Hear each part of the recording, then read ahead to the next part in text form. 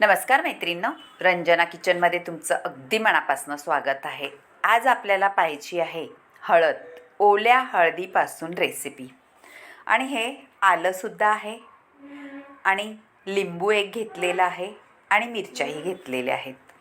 अगदी तेलाचा वापर न करता वर्षभर टिकणारं अशी रेसिपी बनवायची आहे.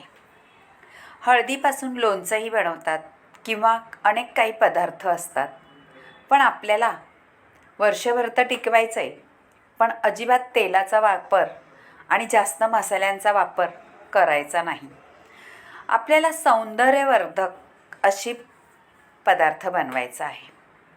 तेलकट नाही किंवा जास्त मसाले नाही, तरी पण आपल्या आरोग्यदायासाठी खूप हेल्दी रेसिपी. आता ओली हळद घेतलेली आहे, त्याची साल वरची काढून घ्यायची आहे. मी थोडंच करून दाखवणार आहे. तुम्हाला जास्त जर करायचं असलं तर त्याचं प्रमाणसुद्धा मी देणार आहे. कारण ओली हळद ह्या दिवसात खूप प्रमाणात मिळते आणि त्याचे फायदे पण आपले खूप आहेत. आता सोलून झालेली आहे, आलंसुद्धा सोललेलं आहे आणि हळदही सोललेली आहे. आपल्याला आता फोडी करून घ्यायच्या आहेत, म्हणजे चिरून घ्यायचे हळद आणि आलं. हळद ही अँटीबायोटिक रेसिपी आहे. आपल्या त्वचेवर आणि पोटातले काही आजार, सूज असे पुष्कळ आजारावरती ही रेसिपी आपल्याला उपयोगी पडणार आहे आणि 5 मिनिटाच्या आतच होणारी ही रेसिपी आहे, गॅस न चालू करता. नक्कीच करून पहा आणि रंजना किचनला लाईक करा, शेअर करा, कमेंट करायला विसरू नका आणि सबस्क्राईब करा. आता सगळी हळद मी आता कापून घेणार आहे, तसंच आपलं आलंही कापून घ्यायचं आहे. फोडी करून घ्यायचे आहे आणि झटपट होते ही रेसिपी आणि खायला रुचकर आणि आपल्या शरीरासाठीही फायदेशीर. आपण काही लागलं तर लगेच हळद त्याच्यावरती भरतो, म्हणजे आपल्या शरीराला किती उपयोगी अशी हळद आहे हे आपल्याला सगळ्यांना माहितीच आहे. आता 2-4 मिरच्या कापून घेणार आहे. आपल्याला जास्त तिखटही नाही, मीठही कमी आणि प्रत्येक गोष्ट तेला मसाल्याशिवाय करणारी ही रेसिपी होणार आहे, गॅस न लावता. आणि तेवढीच वर्षभरही तुम्ही टिकवू शकता फ्रीजमध्ये. ओली हळद ह्याच दिवसामध्ये मिळणार, म्हणून आपण काय करायचं आहे,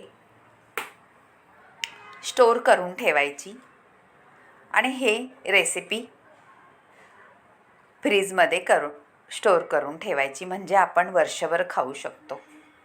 आणि लिंबू पिळल्यामुळे त्याचा टिकायलाही मदत होते आणि त्याचा स्वादही छान लागतो. हळद, लिंबू, बिया पडल्यात त्या काढून घेते लिंबाच्या आणि एवढ्या हळदीला आपलं पूर्ण असं आपल्याला लिंबू पिळून घ्यायचं आहे. मैत्रिणींनो, तुम्ही जेवणाबरोबर ही हळद रोज 2 टाईम खायची.